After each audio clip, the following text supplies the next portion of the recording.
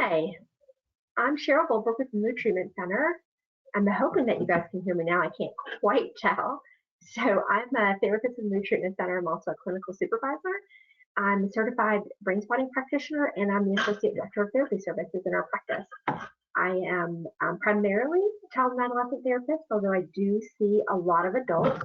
I specialize in treating anxiety and trauma-related issues with both kids and adults. I've been interested in treating anxiety in children, I think, because I was a really anxious child and I raised an anxious little boy who is all grown up now and I hope slightly less anxious.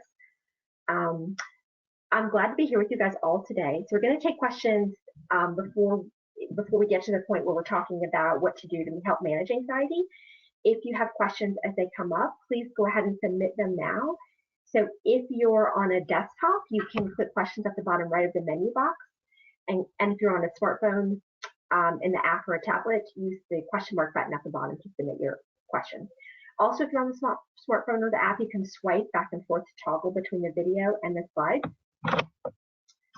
Lisa Aiken is working really hard behind the scenes to keep me on track, and she's going to be forwarding all of your questions to me. I do really want to thank her because she kind of goes unsung, I think, a lot, and we really couldn't do all of the stuff that we're doing now without her. So I appreciate her very much. If you see me looking away, it's because I have another screen over here with my notes just trying to keep me on track.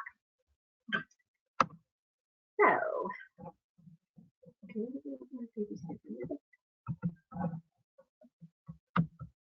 here we go. What are we talking about today?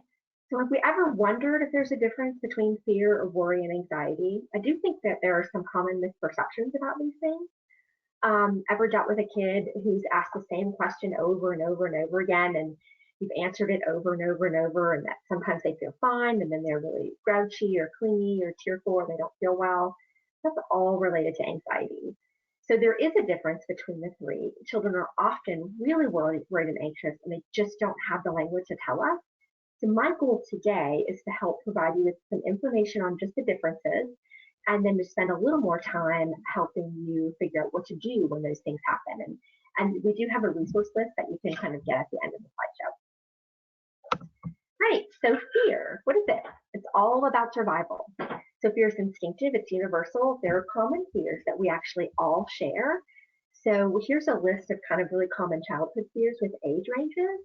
Please do keep in mind that these age ranges could vary. These fears might start earlier or they might last longer. It's just a general range, right? So kids are afraid of loud noises, strangers, high places, they have separation anxiety, the dark, small animals, weather. This was a particular fear that my son had when he was little, and I had a lot of what if questions about tornadoes. Sleeping alone. At some point, we have fears based on media reports, and this is going to be important a little bit later. So these fears are common across children of all races, cultures, ethnicities, socioeconomic status. I find this really, I think, interesting and somewhat comforting because it just helps us to recognize that we are really far more alike than we are different, and I think that's really important, particularly now. In 1960, there was this really interesting study called the visual cliff. So it was done researching babies aged 6 to 14 months old and small young animals like kittens and puppies. And what they learned was that the fear of the depth perception in those young children and young animals indicated that the fear of falling in particular is a cross-species fear, which I found pretty fascinating. I have a cat, 2 cats actually. They do not often seem afraid of falling, although I am often worried that they are going to do so. So it's just important to remember that fear is, it's not something that we can necessarily control, right? We need fear to stay alive. So other fears related to survival are learned, such as fears of spiders and snakes. That's my big one. Worry, on the other hand, is a little bit different, right? While worry can recreate the same physiological sensations in our body as fear, that worries are actually thoughts. And I came across this description recently as worry, calling it thoughtful dread, which is really the greatest description of worry I've ever heard. Because what is it? We're just thinking about these things over and over, these really unpleasant things, right? Over time, our brain starts to respond to worry as if we're in danger. And this is anxiety. Anxiety is that fear response created in our brain and sent to our body to help us survive. We also call that fight, flight, or freeze. So I'm not sure how well you can see this slide sort of the brain. It just kind of indicates that our visual and auditory senses run straight back to the thalamus, which is involved in projecting signals to the amygdala, that part of our limbic system that controls fear, and also to our neurofrontal cortex, which is about higher reasoning. And then our olfactory and tactile nerves go directly to the amygdala, which is again what turns on or off that danger response. So when it's turned on, we kind of created this stress expressway. So we get this flood of stress hormones like cortisol and adrenaline, our heart beats faster, and our body's doing all of those things to really prepare us to survive, right? As if we're going to fight off a dinosaur or a bear. While it is really amazing that our brains can do this when we are in danger, it is much less helpful when it turns on and we're not in danger.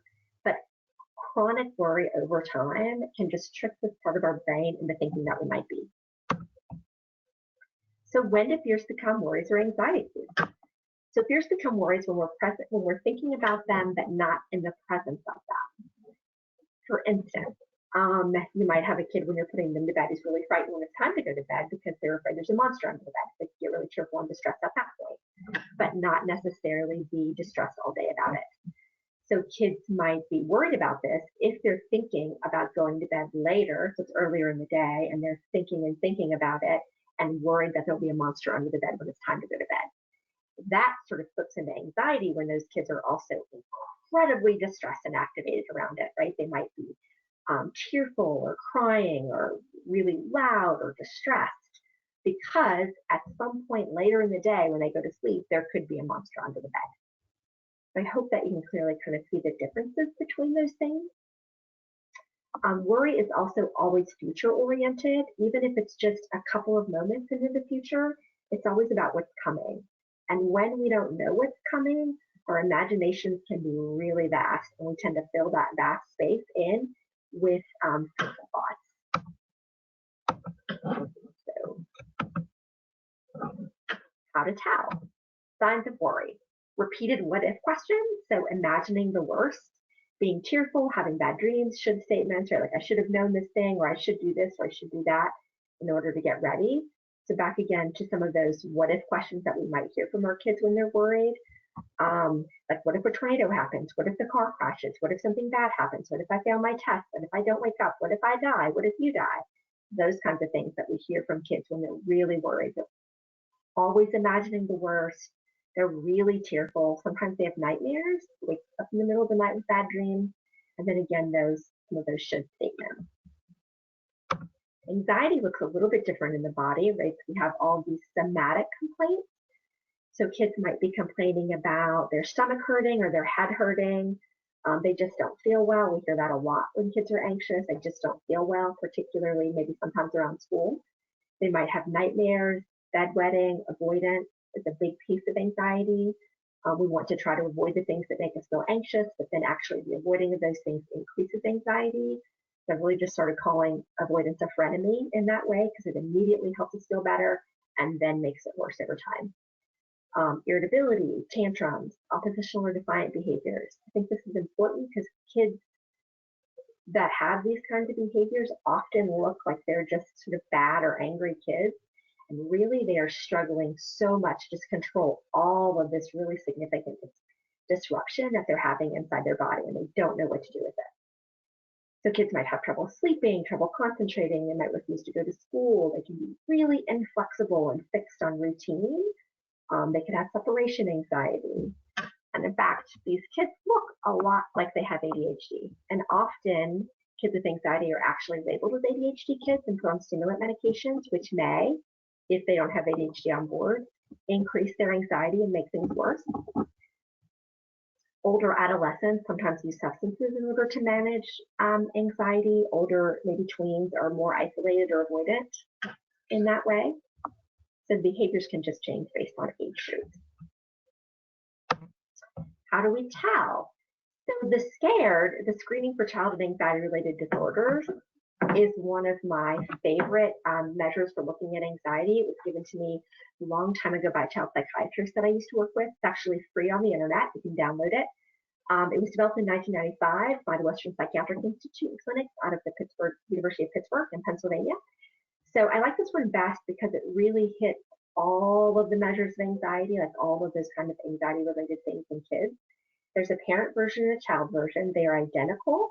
The child version says things like, I feel upset in my stomach when I'm scared. The parent version might say, my child complains of being sick when they feel scared. If you're going to do this with you or your kid, it's important to view them separately from each other so that you're actually getting sort of answers that are true for both of you. Parents are often really good at reporting behaviors and what they see on the outside, less good at reporting what's happening on the inside, even though I think we always feel like we're really good at that. Kids are much better at reporting their internal state and have a harder time describing their external state. But the answers on the scale, if you score that, may indicate the presence of anxiety-related disorder. I do want to really stress that it should not be used to diagnose anxiety. That should be done by a professional who's got training and experience, works with kids in this area. But it could just be helpful into providing insight for you into whether or not your kids are really struggling with anxiety and that wasn't something that you were sure was happening. So if we have any questions so far, we can take a look at those. Here we go. So here's a question. If my child isolates when they're anxious, how can I gently draw them out? I want to respect that they need private time too while we're all cooped up. This is so challenging right now. Like everybody is sort of trapped together. And this is a great question because everybody is experiencing this. I think right now the best thing to do when they're isolating is to sort of give them space, but also have time when we're requiring our family to be together, right? Like whether or not we're eating dinner together as a family every day, or we're playing a game or watching a movie together, just doing at least one activity a day where everybody's in the space together. And if we're not demanding that our kids be with us all the time, we're going to find that they're a little bit more willing to come along during those moments. Right, so it looks like that's the only question that we have so far. You guys are an easy audience. I appreciate that. So what to do when our kids are anxious? That's where we're going to spend the most time. We're going to talk a lot about mindfulness, and I would like to ask you guys, if you have any ideas about what the definitions of mindfulness are, please send them over to us in the question box. If we were all in this space together, I would be asking this question and trying to get this feedback from you guys. Because I think mindfulness is something that is really misunderstood, just generally speaking. So we're going to talk more about that. Sitting Still Like a Frog is the cover of this book that I have here. It's a book that I use in my office and really encourage parents of the kids I'm working with to get. So it's written for parents. It's full of short little mindfulness exercises for kids. It's got a CD of guided little meditations and exercises that goes with it. It's a really great resource. There are all sorts of things that go into mindfulness, and we'll talk a little bit about those as we go forward. So what is it? So these definitions all came from the Mindfulness Skills for Kids and Teens workbook. That will also be in your resource list at the very end. I think the Kabat-Zinn definition is probably my favorite definition of mindfulness, just this idea of paying attention to something in a really particular intentional way in the present moment and being non-judgmental. Right? Being aware of what's happening as it's happening, paying attention to your life here and now with kindness and curiosity, which is important, and paying attention to what's going on right here and now, inside of us or outside of us. That's an important distinction because I think we are going to talk a lot about mindfulness sort of inside and how that works in our body. We're also going to do a really short exercise in how to do that sort of outside awareness. Mindfulness is tricky. It's the hardest thing I think for me to present to families because it seems overly simplistic. And I guess on the surface it is a little bit, but there's been a lot of really great research that's been going on probably the last 10 or 15 years and it's still ongoing that shows that mindfulness practice really changes the structure of our brain. It improves the functioning of our brain and it even creates new neural pathways. And this is important because when we have kids or adults who are highly anxious, there's a lot of activity happening back there in the survival part of their brain. And so when information happens, it kind of hits this part of the brain and then has to travel up for us to think about it and determine whether or not it's something that's dangerous or not. when we create a new neural pathway, we're going to have information that's kind of first hitting this part of our brain and then going down. And we're going to register it as dangerous sort of when we need to, not immediately.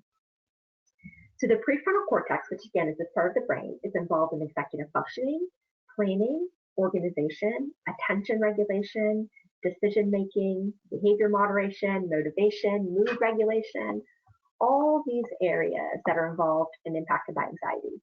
One study showed that mindful breathing in particular increased activation of the prefrontal cortex, which could be helpful in processing emotion, such as anxiety. And I think that we can see that a lot of those things involved in the prefrontal cortex and executive functioning are also areas where kids with ADHD struggle. And this is again why often anxious kids look like they have ADHD. Mindfulness practice also helps to decrease the density of the amygdala, that part of the brain and the limbic system, again, that's associated with fear and emotional or implicit memory. And that reduces stress overall. It's not just basic. When we're talking about implicit memory, we're just talking about the things that our nervous system kind of holds on to that we might not have a cognitive awareness of. We have a question about mindfulness. Is mindfulness similar to self-awareness? Yes, I think mindfulness is similar to self-awareness. Maybe the one difference is sometimes when we are self-aware, we can be a little bit critical or judgmental of ourselves. And a really key part of mindfulness is putting the judgment down and being non-judgmental. So just observing and being aware in a non-judgmental way. Here's another comment about mindfulness. Mindfulness is used to focus an anxious mind on one or two simple things to help calm the mind and body. That's beautiful. Yes, that's a great description of mindfulness. I love that. This is why I spend a lot of time teaching my kids and families about mindfulness, because I think, I've done a lot of work in different ways with anxious kids, and I just find this to be the most effective thing. So let's see. So what's the process? So the process of mindfulness is deciding what to pay attention to, notice when you're not paying attention to it, accepting without judgment that we've been distracted, dismissing what's distracted you, and returning your attention to what you're paying attention to. So again, I know that seems overly simple, but maybe let's just take a moment, right, and notice your surroundings, where you are. If there's an object or something in the space where you are, just let your attention turn to that and notice all the details about it. So I'm looking at this wooden sunflower plant over here that my friend gave me years ago. I'm just really noticing. I think it's here so often. I just don't look at it very much, but I should. It's really lovely. So 3 sunflowers kind of blooming out of it. Find something in the space where you're at and take a moment, right? Just really notice it. Notice all of the details about it. When you find that your mind wanders, it's okay. That's what your mind will do. Just bring it back. Just notice that again.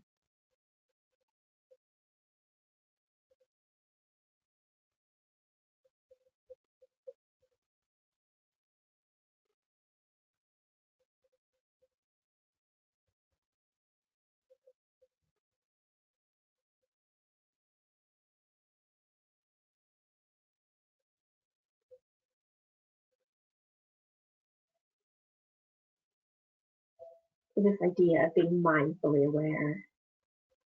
We are so often operating on automatic pilot, which is kind of mindless, and we can miss all the really important things that are going on around us. Yeah, so I hope that that was helpful for you and that you were able to find something just for that quick moment and really notice it.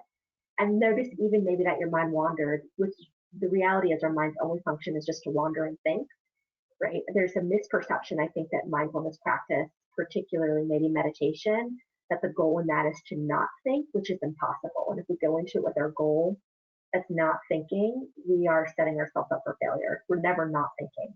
We're thinking all the time.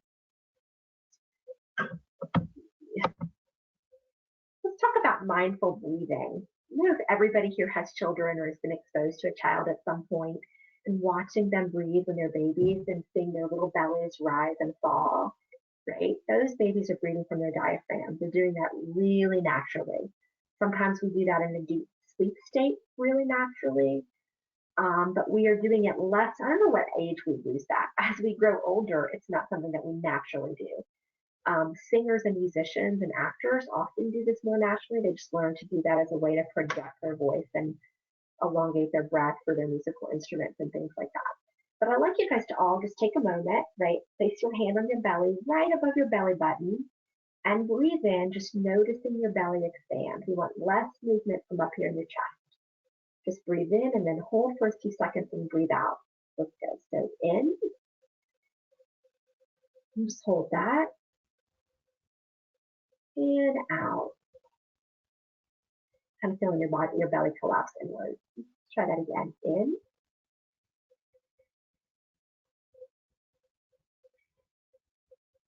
and out. It's sometimes hard for me to help people understand why breathing can be so helpful for mindfulness. And it's really just about the way that it activates or stimulates our vagus nerve, which immediately sort of turns on our parasympathetic nervous system and just turns down that anxious response. Let's see, body scans and progressive muscle relaxation, they're two different things. So body scans involve noticing different parts of your body in a really quiet, slow manner and giving yourself the opportunity to just be aware of what sensations are occurring. It was not trying to change them or judge them, but just letting yourself notice them. Maybe let's just take a second here and have you guys maybe breathe in and shut your eyes if that feels comfortable and notice what's happening in your feet, right? Whether or not you're wearing socks or shoes, or your feet are on the floor or propped up somewhere. Just noticing how they're feeling in those moments. And letting your attention move up into your lower leg, noticing anything that might be happening there.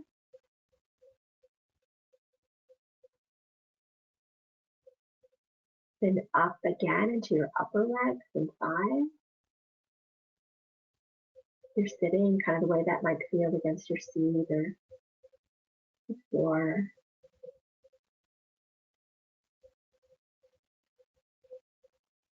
Then maybe up again into your belly area, right? Noticing any sensations that could be happening there. If you've had lunch or if you're hungry. If I feel a little hungry right now, I skipped lunch.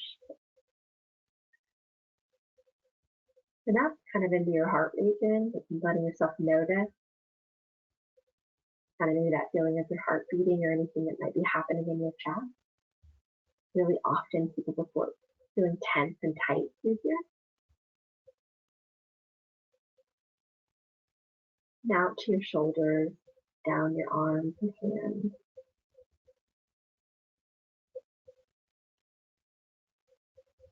And back up again, maybe to the back of your neck and your head. You're letting your awareness sort of come down into your face. Notice anything there. Invariably, my nose itches when I do these kinds of exercises. Just trying to be aware if you notice an itch without scratching it.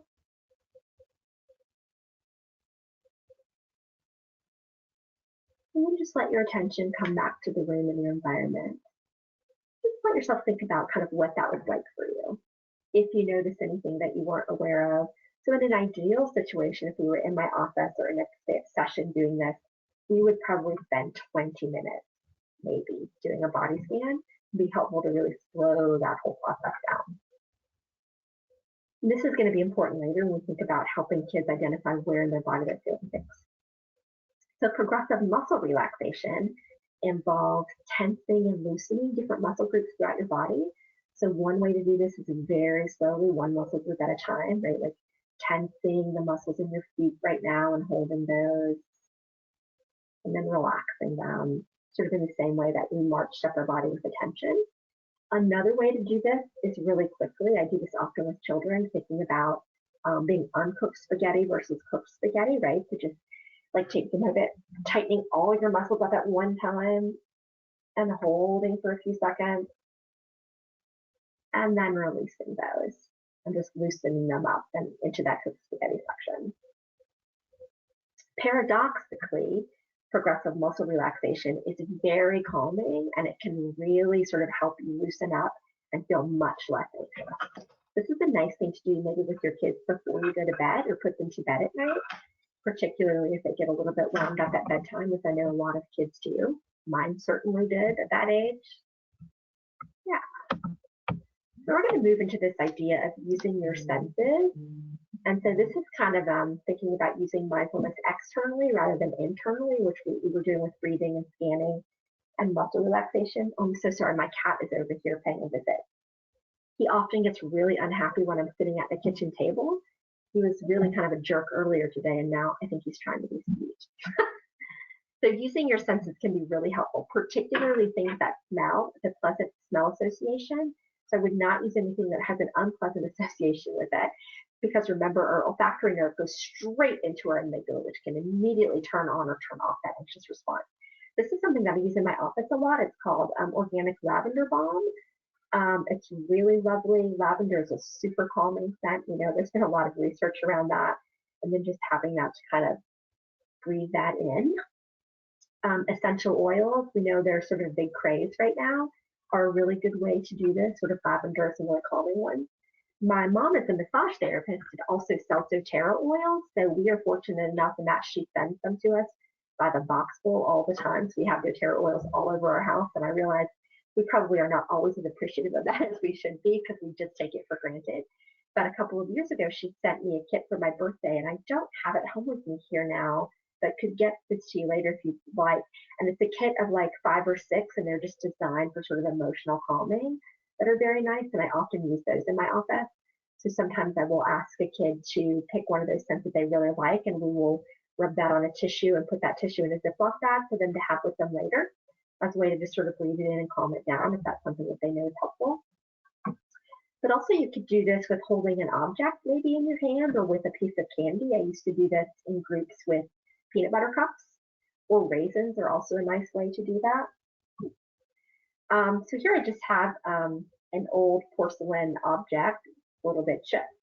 So to think about picking up something that's in your environment right now and being able to hold that in your hand and really noticing first if it has any color detail to it. Because this is sort of a blue, not quite turquoise, but not really a sky blue. It's a little bit heavy. It's heavier than it might look. Got a couple of chips on it. I think those chip places are a lot more rough than the surface, which is very smooth. So finding an object to do this with can take you out of, right, like help you step out of your anxious mind and back into the present moment by just turning your attention somewhere else. It's pretty simple. When you're feeling super anxious and activated, it might take a little bit longer, of course, and that's okay, right? Like being patient with yourself and not judgmental about how hard these things are doing. So this is another exercise that I use a lot with kids, not necessarily with this photo, but I chose to use this photo for this presentation because it's beautiful, and I took it in Hawaii years and years ago. But I want you to just really look at that photo and imagine yourself stepping into it and what you see. We're going to go through this really slowly. So just stepping into that photo on the beach in Hawaii, really noticing all that you see with your eyes.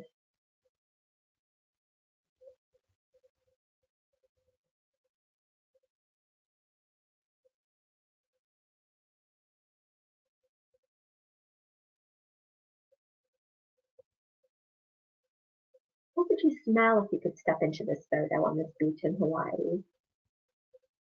Like certainly of the water there, right? Like maybe there would be a salt water smell.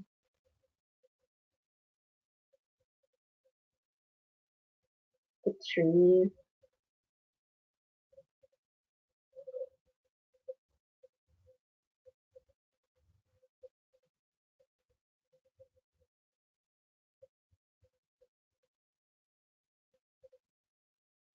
What can you touch? Certainly have sand there, right? It looks like there's wet sand and dry sand. Different sorts of leaves on trees and other fauna. The water, maybe even. Stones or shells. If you could pick something up, what would that be? And what would you imagine that it could feel like?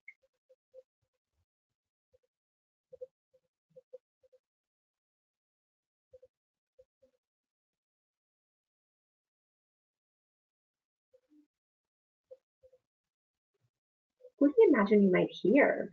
certainly probably the waves. You can see the water's moving a little bit. But what other sounds might be there that we could hear? Doesn't look like there are any people on this beach, which is probably why I took this photo, because I love that so much. But maybe the wind rustling in the trees.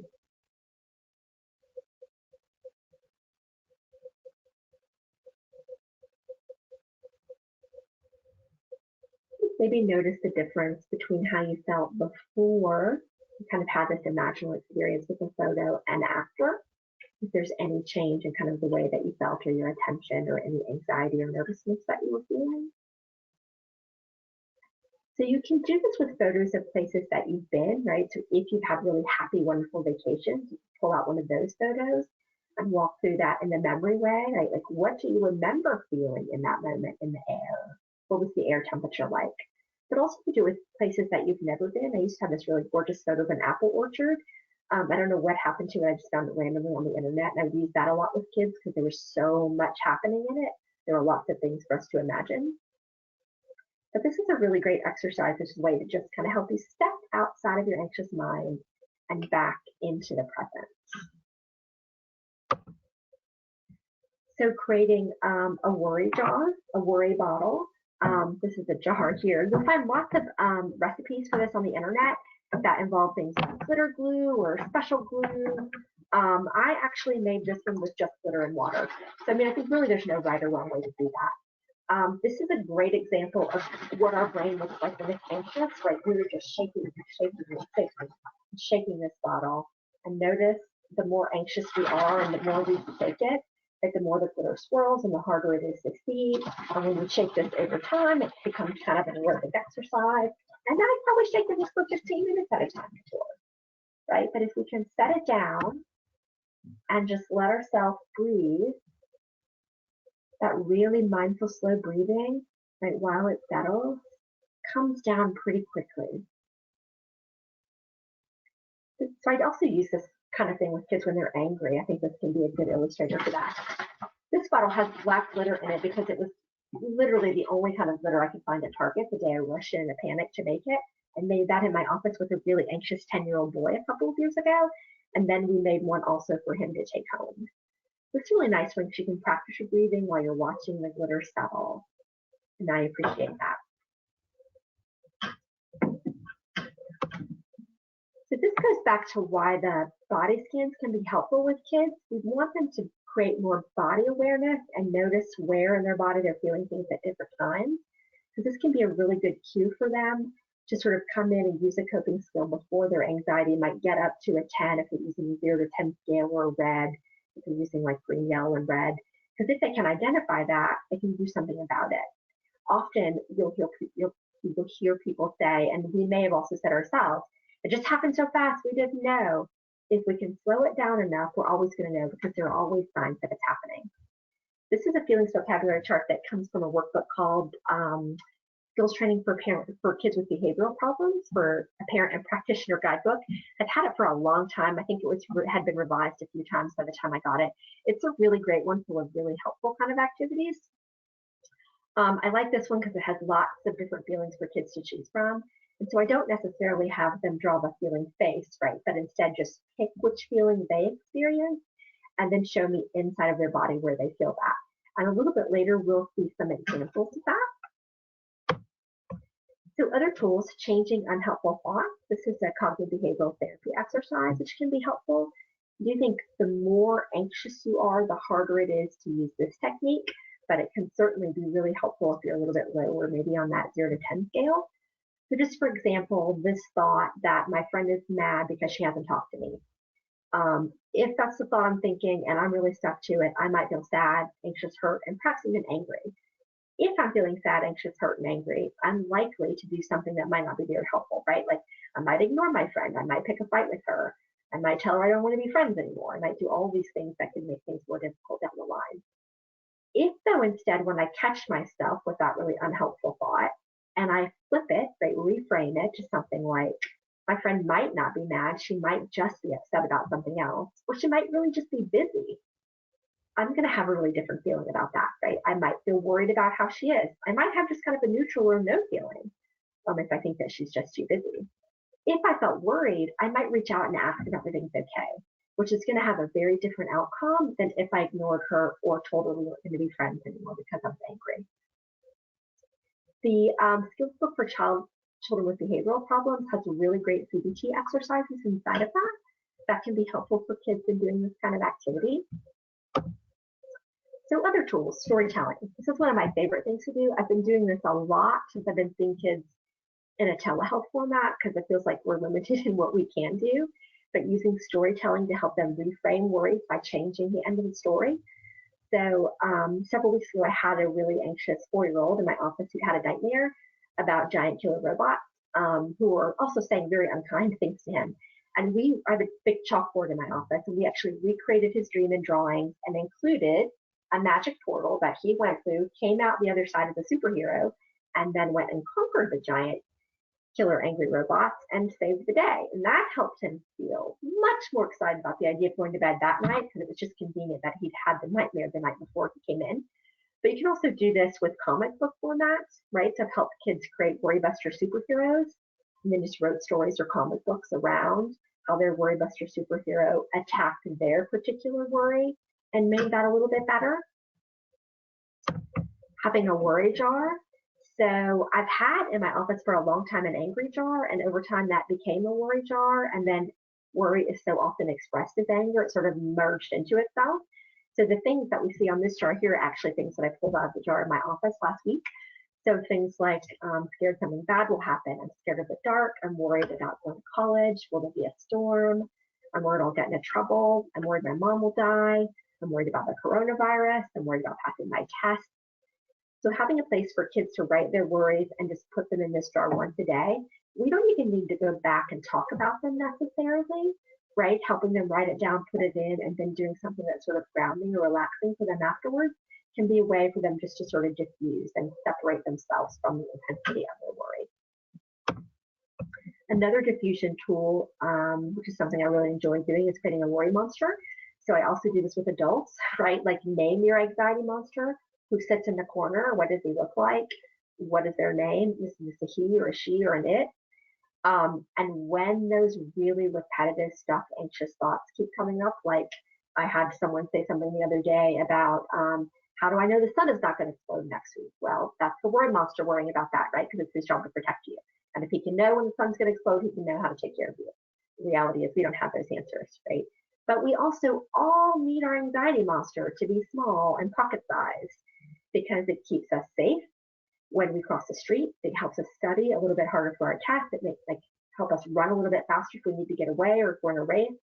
It's when we overfeed our monster like this, right, that we really have problems and he kind of takes over. In just a few minutes, you're going to see an example of a worry monster that a kid created in my office. She called him George. He's a T-Rex. Actually, I've had that picture for a couple of years, and I've just now realized some of the details of that. Let's see, Vergence is another tool. It's not one that I do a lot with kids, but I think I'm going to start. So this came about in the 1970s with some research around ocular cardiac reflex. And what they discovered was if you hold an object like a pen about 6 inches away from your face, and you look from the pen to the space beyond the wall rapidly, like maybe 3 to 10 seconds in each spot, it will activate your vagal nerve, turn on your parasympathetic nervous system, and really slow down your heart rate, which is going to calm you down. It's very helpful in the treatment of panic attacks. So resource gaze spotting, this is a brain spotting intervention. We already know that where we look affects how we feel. So our eyes are taking in information all the time to orient us in time and space. If you just take 1 minute and think about what you had for dinner last night, you might notice that you're going to look in a particular direction to try to recall that information. Our eyes just do this naturally to pull information from different parts of our brain. Brain spotting harnesses that, and we'll use a really particular brain spotting intervention to help reduce anxiety or activation in the moment. So remember that there's one track from our occipital nerve, our eyes, right, back here to the thalamus in this deep part of the brain, which signals the amygdala to turn on or down our fight, flight, or freeze response. So I'm going to ask you guys just to take a minute, right? I mean, close your eyes if that feels comfortable, and check in with your body and find just a calmer, quieter place. Take a moment to do that. There's always at least one calmer, quieter space. Sometimes it's in a really funny spot, at the bottom of our foot, the end of our ear or nose. Could even be in a place where we don't feel much of anything, like our hair. When you find that space, just let your attention be there. So if that space is in your left knee, as it was for someone yesterday, right, look to the left. Let your eyes just track up and down, sort of to the left of you. And notice if there's a spot in that direction that just increases that quieter, calmer feeling in your body.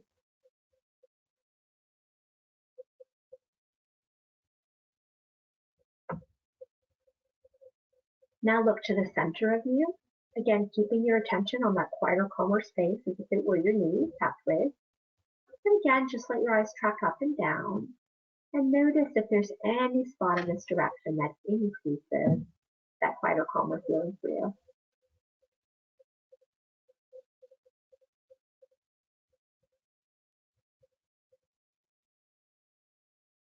Then look to the right. Just do the same thing. Just be aware of that quieter feeling in your body and let your eyes track up and down. And notice if there's a direction that increases that feeling.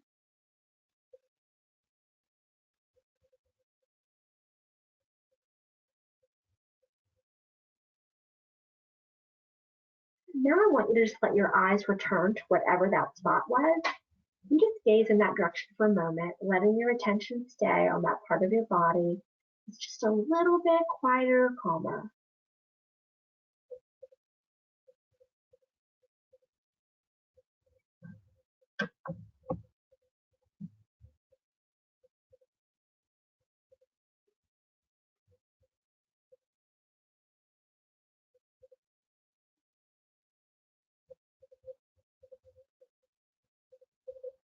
I'm wondering what that was like for you, and I can't ask you because we're not in the same space. I'm hoping that that was a positive experience. Just remember, there's always a quieter, calmer place in your body. There's always going to be some space where your eyes can look in your environment. It's going to help to increase that just a little bit. And so when we're feeling a little bit nervous, maybe when we wake up in the morning and before we go to bed, it's going to be a really nice way to just bring that down just a notch to help us kind of get moving or do what we need to do. So I did this whole presentation, and over the weekend realized that I forgot to say anything about COVID-19, which is really why we're all here. It's kind of crazy. I'm going to do this piece really quickly, and then we're going to go over to the questions that we have about mindfulness. So the National Child Traumatic Stress Network is one of my favorite resources. It's full of great resources for parents and teachers and professionals. It has handouts that you can download on everything you can about imagine. So they developed a handout specific for helping kids during this time. And the takeaways from that handout are opening a conversation. I think there's this misperception that if we don't talk about things, it helps our kids not feel worried or scared, but the opposite is in fact true.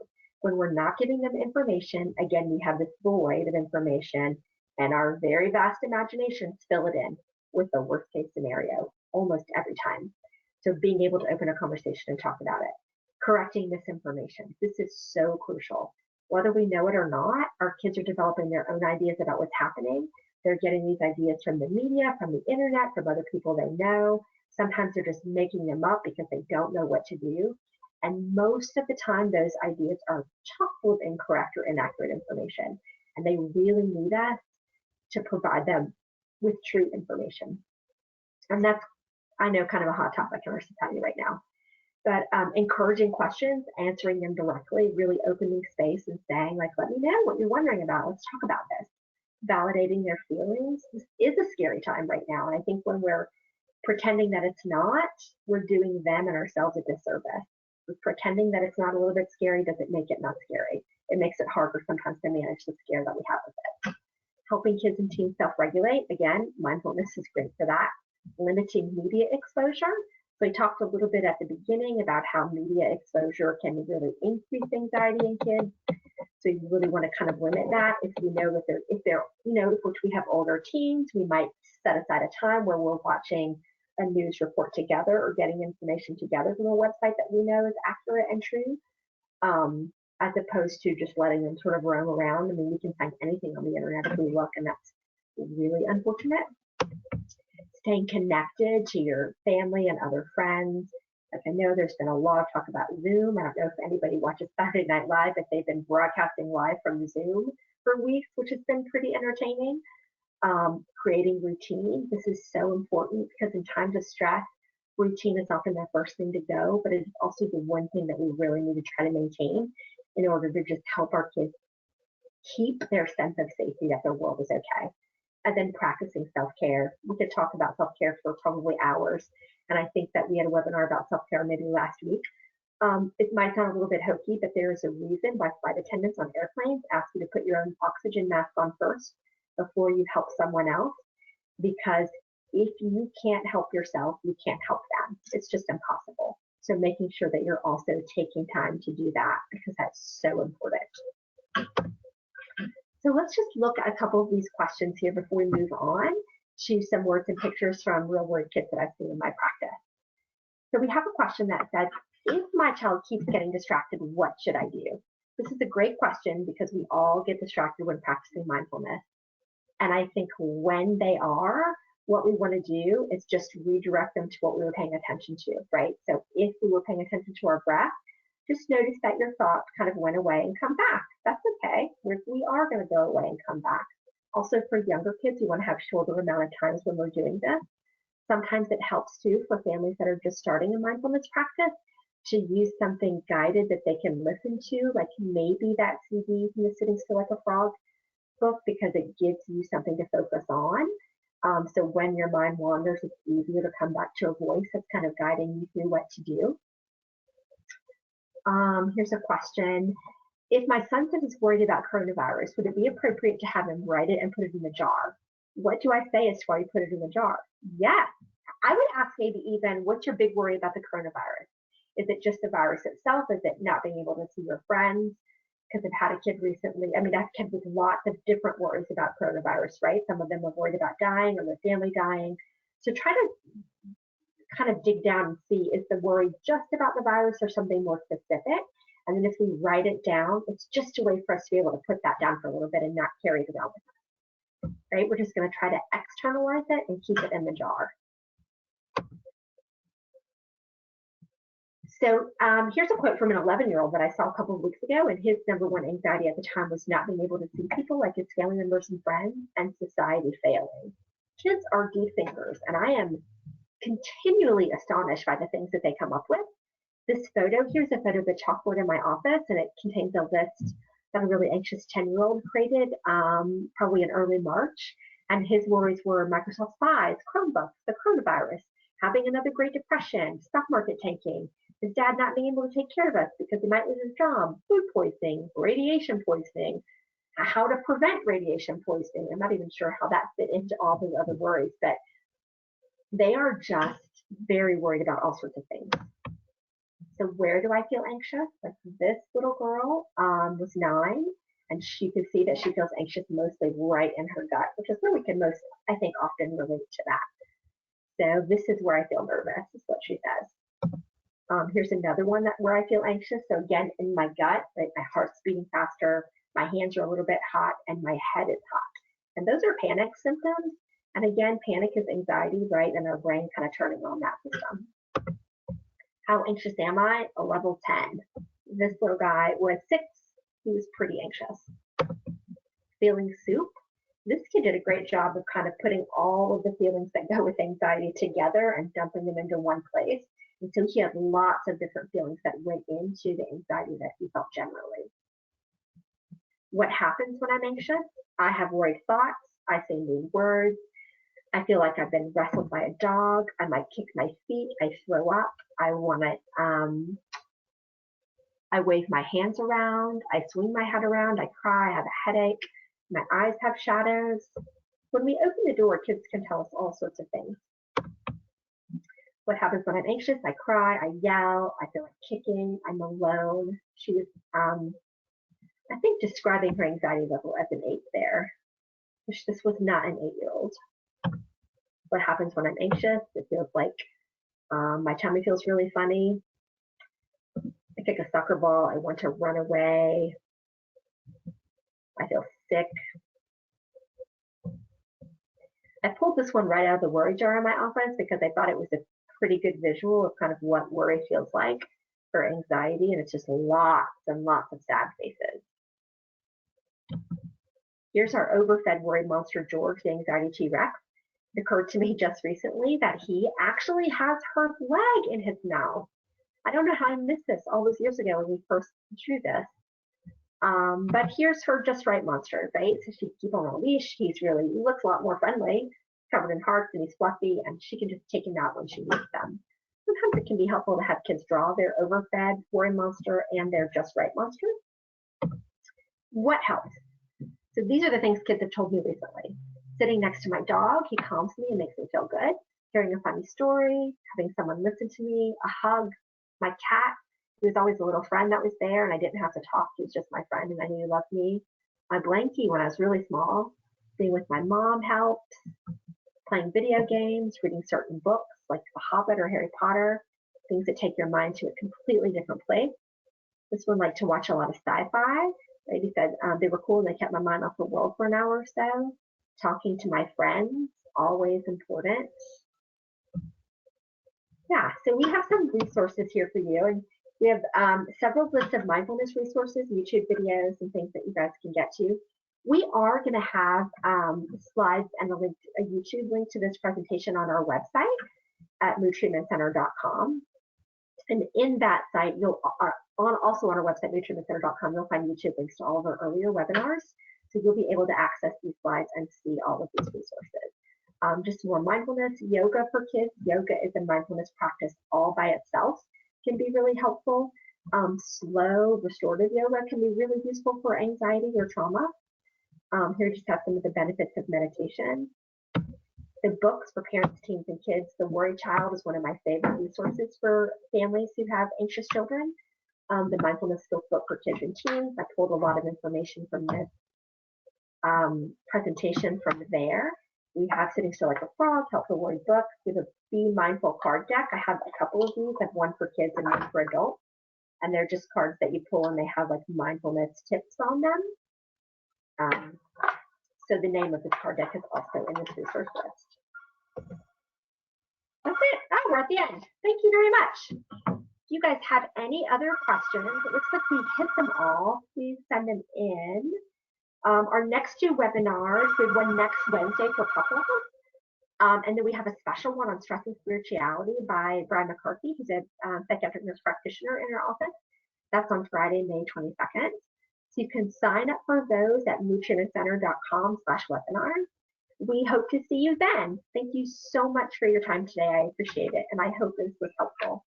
Please feel free to send feedback. That would be great for me. This is the first webinar I've ever done, so I was actually pretty anxious, but here we are at the end. Thanks, guys. I hope that everyone has a great day.